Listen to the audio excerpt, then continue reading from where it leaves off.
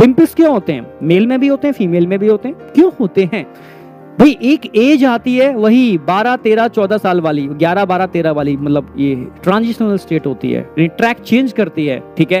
Train मतलब आपकी as, आप एक किस में जा रहे हो, एंटर कर रहे हो, ठीक है। आप समझ रहे हो ना मेरी बात? प्यूबर्टी वाली स्टेज में एंटर कर रहे हो। उस समय किसी किसी में फ्लक्चुएशन होता है, किसी में फ्लक्चुएशन नहीं होता। भाई कई ट्रेन ऐसी होती है, ट्रैक चेंज हो रहा है, स्मूथली निकल जाती है, पता ही नहीं चलता ट्रैक चेंज हो गया, पिंपल्स नहीं होंगे।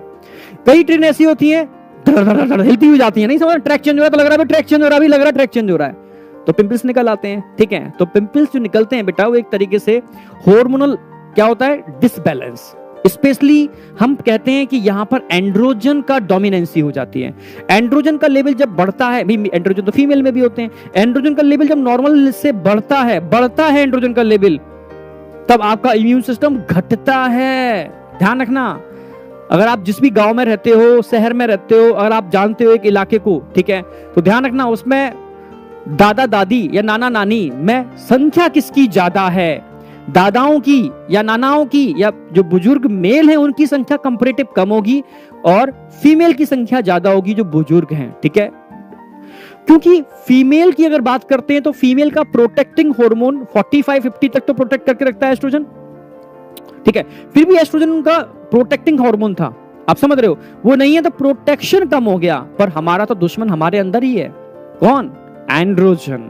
एंड्रोजन दुश्मन होते हैं, इम्यून सिस्टम सप्रेशर होते हैं, ठीक है। बहुत सारी चीजें होती हैं एंड्रोजन के केस में, पर एंड्रोजन की रिक्वायरमेंट भी होती है। दुश्मन है पर उससे प्यार है, उसके बिना भी नहीं रह सकते, ठीक है। आप समझ रहे हो, अगर वो डोमिनेंट हो जाएगा तो भी बर्बाद कर देगा, और कम हो जाएगा तो भी बर्बाद हो जाएंगे, आप समझ रहे हो। तो इसकी स्मॉल रिक्वायरमेंट फीमेल को भी होती है। तो इसलिए एंड्रोजन एक ऐसी चीज है, अगर हाइपर हो जाए तो इम्यून सिस्टम को सप्रेस करता है। तो इस एज में, जो एज की बात कर रहे हैं हम आपके लिए, प्यूबर्टी वाली एज, वही 11-12 साल वाली एज, जिसमें फ्लक्चुएशन होता है। फीमेल में मेंस्ट्रुअल स्टार्ट हो जाता है, मेल में स्पर्मेटोजेनेसिस, ठीक है। बच्चे खोए खोए रहते हैं, ठीक है, भटके भटके रहते हैं, किसी से डिस्कस भी नहीं करते भाई ये क्या स्टार्ट हो गया, ठीक है, ये क्या चल रहा है। क्योंकि ये अब की बात नहीं कर रहा हूं, जो पहले की बात कर रहे हैं, कि पहले एजुकेशन नहीं थी। अब हम जैसे टीचर आ गए हैं जो आपको अर्ली स्टेज में ही एजुकेट कर देते हैं, भाई ऐसा है, ठीक है, क्योंकि ये रिस्पॉन्सिबिलिटी पेरेंट्स की होती है। पर इंडिया के अंदर पेरेंट्स और बच्चों के बीच में डिस्टेंस ज्यादा होता है, ठीक है, जो भी समझ लो। तो कहीं ना कहीं टीचर का इन्वॉल्वमेंट, गवर्नमेंट का टीचर का इन्वॉल्वमेंट होना चाहिए, पर टीचर डरता था, ठीक है, कि बताऊंगा कहीं बच्चा उसको, समझ रहे हो, हा ही करके लेना जाए, क्योंकि इमेच्योरिटी, ठीक है।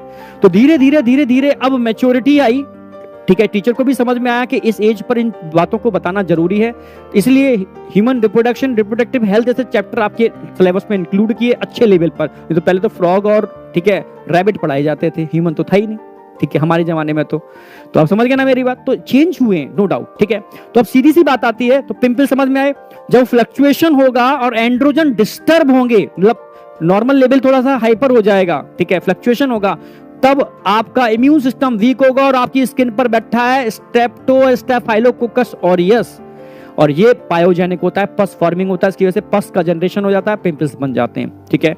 समझ में आ गया? वो कौन वो नहीं है, कॉज वो नहीं है, वो एंड्रोजन एक्चुअली फ्लक्चुएट होने से immune system suppress then infection, ये है कॉज, ठीक है। तो ये वाली बात एकदम क्लियर है, यहां तक कोई डाउट ही नहीं होना चाहिए आपको, एकदम क्लियर कंसेप्चुअल।